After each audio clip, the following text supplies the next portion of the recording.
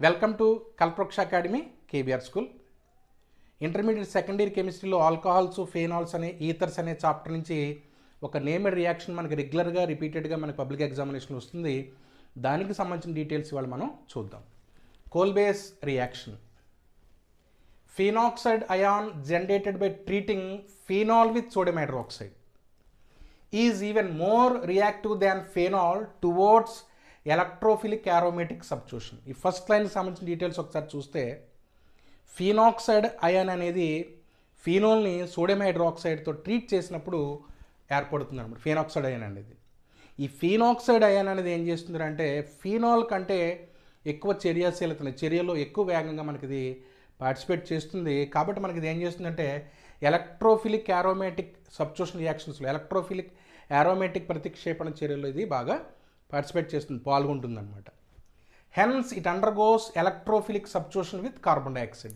కాబట్టి ఈ చర్యాశీలత వల్ల ఇది ఏం చేస్తుందంటే ఈ ఎలక్ట్రోఫిలిక్ సబ్స్టిట్యూషన్ రియాక్షన్స్లో కార్బన్ డైఆక్సైడ్ ఇది చర్యలో పాల్గొంటుంది అనమాట. కార్బన్ డైఆక్సైడ్ అనేది యాక్చువల్గా మనకి ఏంటంటే ఒక వీక్ ఎలక్ట్రోఫైల్. ఈ చర్యలో పాల్గొనడం వల్ల ఈ ఫీనాక్సైడ్ అయాన్ అనేది మనకి ఏం ప్రొడ్యూస్ అవుతుందంటే ortho hydroxy benzoic acid is formed as the main reaction product అనమాట. ఒక ప్రధానమైనటువంటి ఒక ఉత్పన్న పదార్థంగా ఈ చర్యలో మనకి ఏం ఏర్పడుతుందంటే ఆర్థో హైడ్రాక్సీ బెంజోయిక్ యాసిడ్ అనేది మనకి ఇక్కడ ఏర్పడుతుంది అనమాట. రియాక్షన్ ఒకసారి చూస్తే ఫీనోల్ స్ట్రక్చర్ని ఇక్కడ మనం రాసుకున్నాం. దీన్ని దేంతో రియాక్ట్ అవుతుందంటే సోడియం హైడ్రాక్సైడ్తో రియాక్ట్ అవుతుంది. మనకు వచ్చే ప్రోడక్ట్ ఏంటంటే సోడియం ఫీనాక్సైడ్ అనేది మనకి ఇక్కడ ఒక ఇంటర్మీడియట్ ప్రోడక్ట్కి వస్తుంది. ఇది ఈ ఫీనాక్సైడ్ అనేది ఏం చేస్తుందంటే రెండు స్టెప్స్గా మనకి రాయాల్సి ఉంటుంది. సింగిల్ స్టెప్లో రియాక్షన్ రాసాం.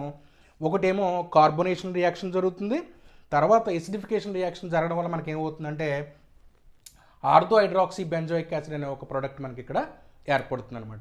ఈ కార్బోనేషన్ రియాక్షన్ జరగడం వల్ల మనకి ఇది ఏర్పడుతుంది కాబట్టి దీన్నే మనం ఫీనాల్ కార్బోనేషన్ రియాక్షన్ అని కూడా దీన్ని మనం ఇక్కడ పిలవడం జరుగుతుంది అనమాట. అయితే ఈ ఆర్థో హైడ్రాక్సీ బెంజోయిక్ యాసిడ్కి ఇంకొక పేరు ఎలా చెప్పొచ్చు అంటే 2-హైడ్రాక్సీ బెంజోయిక్ యాసిడ్ అని పిలవచ్చు.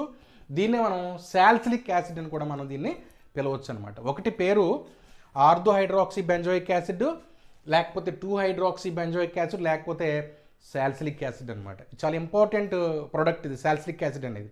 ఈ సాల్సిలిక్ యాసిడ్ అనే దాన్ని ఎసిటిక్ ఎన్హైడ్రైడ్తో ప్రెజెన్స్ ఆఫ్ సల్ఫ్యూరిక్ యాసిడ్తో ట్రీట్ చేసి స్టెరిలైజేషన్ ఒక రియాక్షన్ చేసినప్పుడు మనకి యాస్పిరిన్ అనేటటువంటి ఒక ట్యాబ్లెట్ని మనం ఇక్కడ దీన్ని తయారు చేసుకోవచ్చు అనమాట. యాస్పిరిన్ అనేది ఎలా పనిచేస్తుంది అంటే యాంటీపైరెటిక్ గాను ఎనాల్సిక్ గాను కూడా మనకి ఇది పనిచేస్తుంది అనమాట. ఇది కోల్బేస్ రియాక్షన్కి సంబంధించిన డీటెయిల్స్.